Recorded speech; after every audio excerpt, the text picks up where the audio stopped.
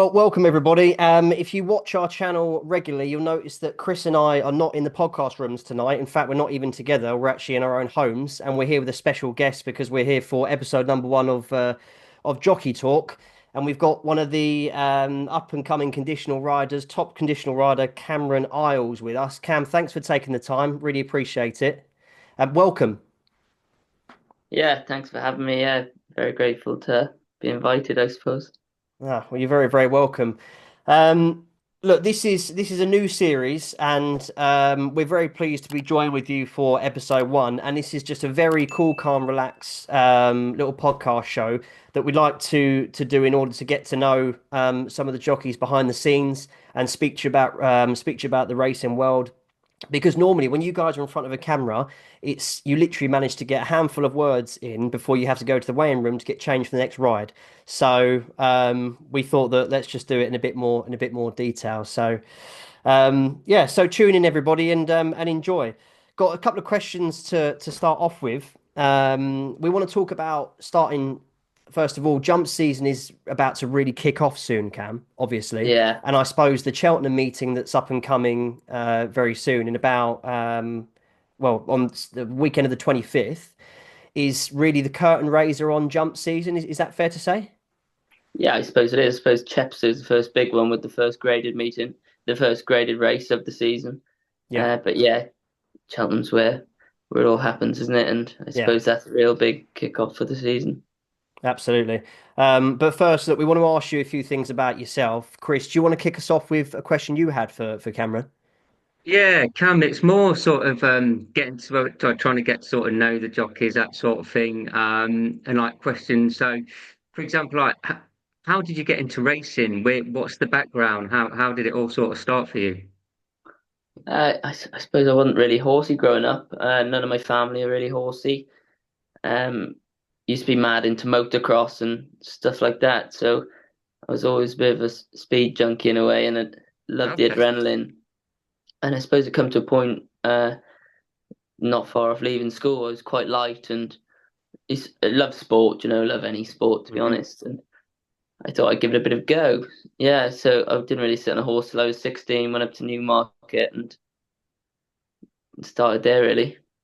That's pretty Oh wow. amazing, So isn't it? Because yeah, 16 years old, most people start so much earlier that they grow up with the horses.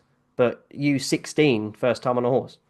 Yeah, I was a bit of a late starter really. A lot of these lads had pony raced and then went riding in point to points and that, and then they already knew the trade by the time they were riding under rules.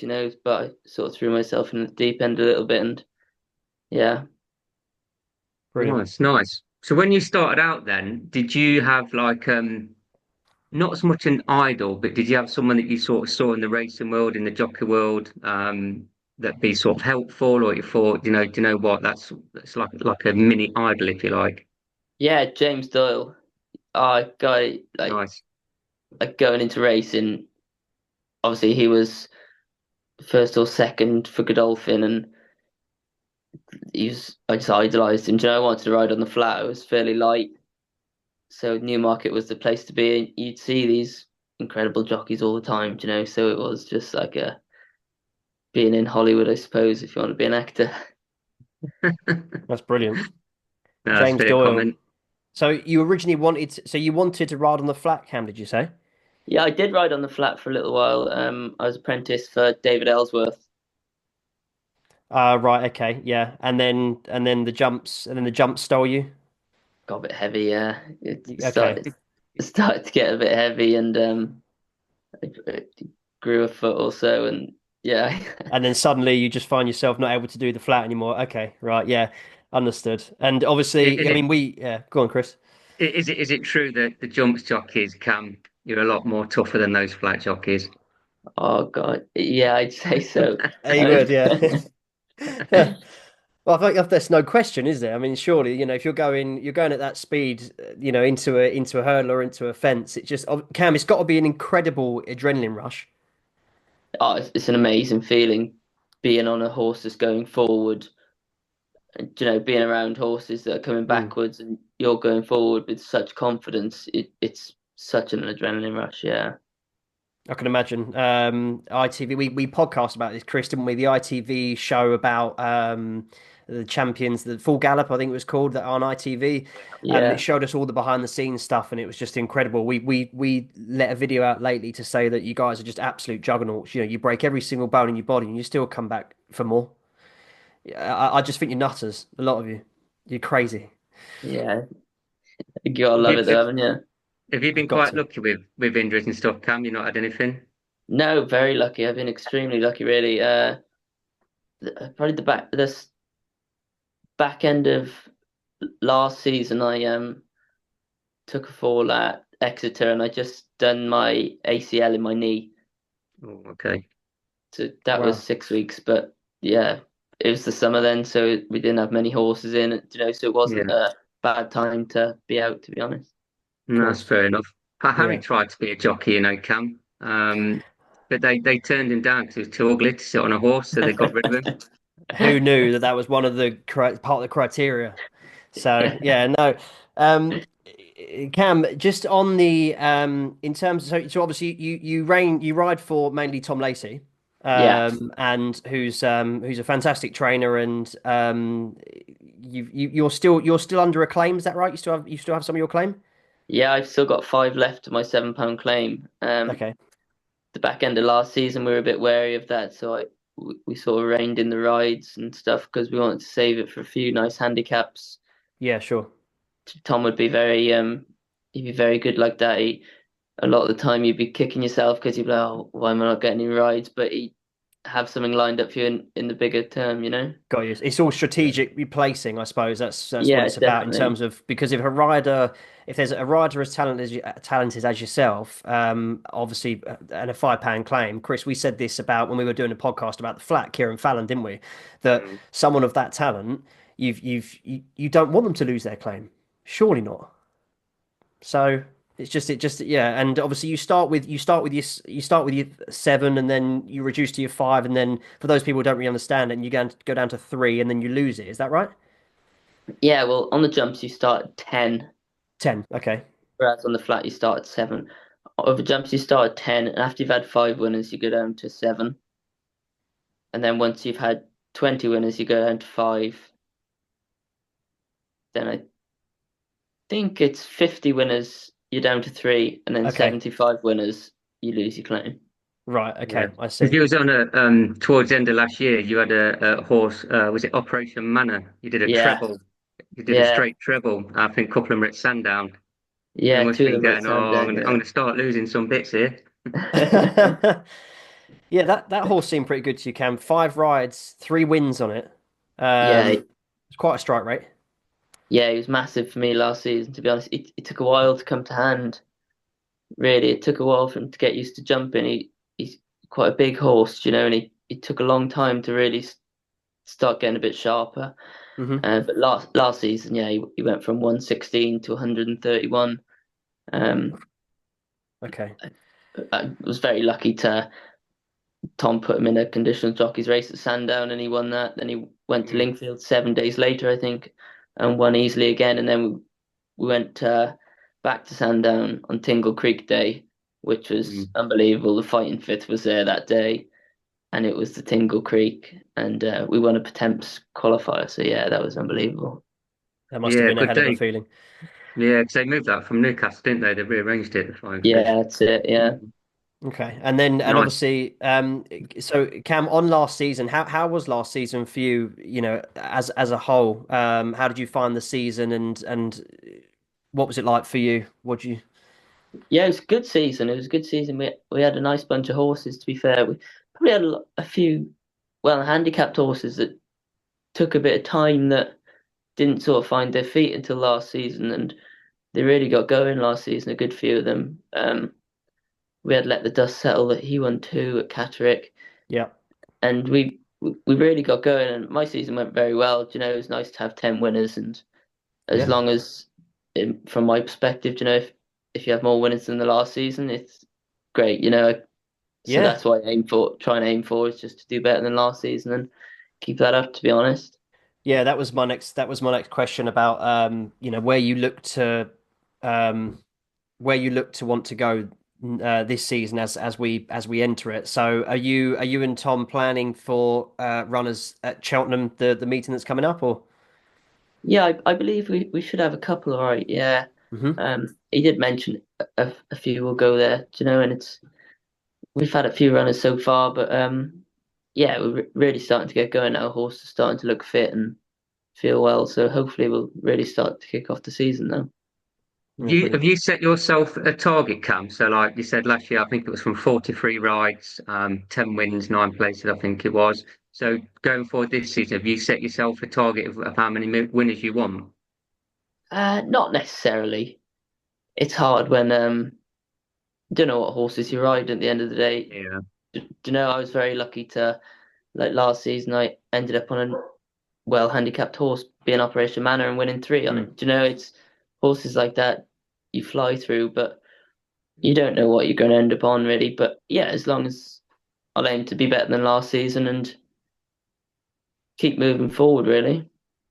Absolutely, absolutely. And is there a particular horse that you would look forward to riding this year, that you think might be a sort of a good ride? Oh, there's a few I'd like to ride. I don't think Stan Shepherd would quite let me on them, but there's plenty I'd like to ride, that's for sure. I like that. That's Nice. brilliant. So um, and obviously, so Cam, as we come up to being a jockey, the ups and the downs, some of which, as an example, I suppose, a lot of the some of the downs can be made up of the really incredibly early mornings that you guys do. Do you ride out for Tom as well, like quite regularly, or how much in the week are you there at the Yeah, stable? I'm there 6 days a week, to be fair. Hmm. Some days some days seven, to be honest. Hmm. Yeah, so I get Oh, up so you're about not very committed then, Cam? no, no, Okay. no. Okay. So I'd like to think I played quite a big part there. I get up about 20 past 4. I'm in at Tom's by 5 o'clock.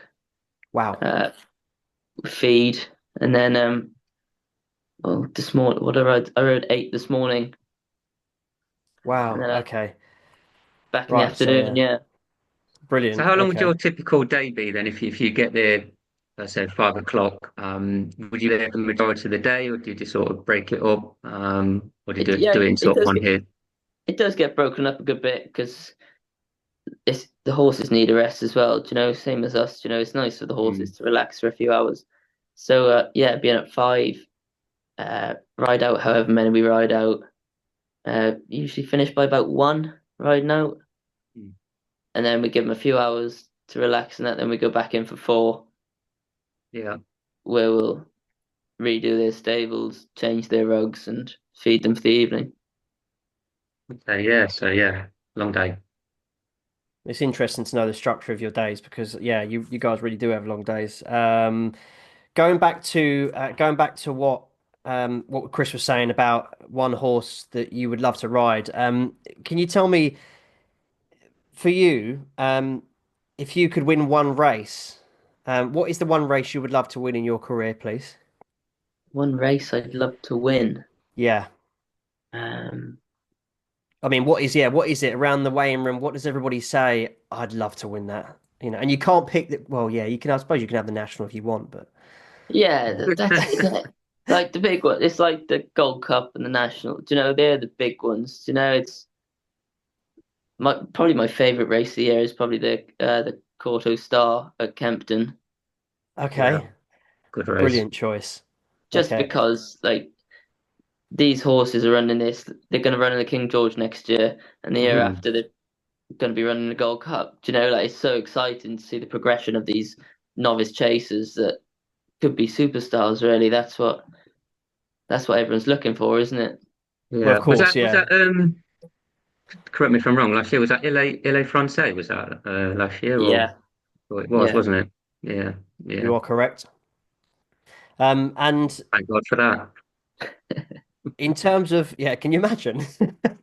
Um, just in terms of stuff on the track cam, I always find the stuff behind the scenes really interesting. Now, when you're out there and you're riding, you're in a race, and let's just say it's a busy handicap hurdle at Cheltenham, and there's a lot of runners.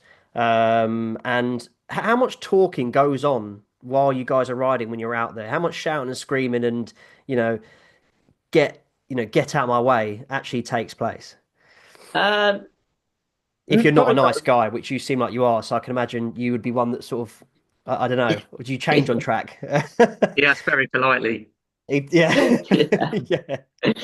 Yeah, probably not as much as you think, really. If someone was getting a bit too close, there'd be Mhm. a few shouts and that, and just from people interfering. Okay. Yeah. That would be the main thing, interference, where everyone would get a shout, and that would be it. Really, it's mainly around bends and stuff like that. Someone coming a bit too tight and pushing you into the rail. Hmm. But except for that, it's fairly all right. You wouldn't talk too much. Sometimes No. you say how shit the ground is or something like that Yeah, of somewhere. course. I can imagine you can't fucking hear anything. I mean, yeah, Yeah, you've got all of your gear on and you've got the galloping of 20 horses surrounding you. Surely you can't hear much, but obviously if someone's trying to nip up your inside, you're not obliged to let them do that. Is that no, fair? No. no, technically not. No, if the inside's completely open Hmm. Of and they go through and you come back across, then you're in the wrong because you left the course. inside You open. haven't shut the door in time, I suppose. Yeah, that's it. If you're there and they try and do it, then yeah, they're completely in the wrong. Okay. And in your short time, Cam, so far, have you got any sort of rivalries? Have you got anyone like I want to get one over on him today or her? In the racing? No, I don't think I have really. Always been good friends with like Jay Tidball and that. He's now gone to Paul Nichols, so there's always been a bit of an Ellis Collier. He's now at Evan Hmm. Williams. We've always Yeah. been quite close, and we've got the same agent, and our agent's always a bit like, oh, case of beers, who gets to 21st, and you always Yeah. have Nice. these little things with your mates. Like, yeah, Well, it's good That's to have. great. It's good fun. It is. We start to wind down because we're running out of time a little bit, but I've got a couple of quick fire questions here for you, Cam, if I may, just to get to Go on. know you as a person. The first one is starter or pudding type of guy. oh, pudding, Okay, ketchup or mayonnaise. neither. Your favorite takeaway. Chinese. Your favorite board game. Oh, fuck. That's what it's throw at him, isn't it? Oh, Scrabble. yeah, Scrabble. Scrabble, fantastic. Your Nando's spice. Oh, Perry Tamer. Okay, that's interesting. That's disappointing, but that's interesting. Okay. And the final one is the King George or the Gold Cup. King George.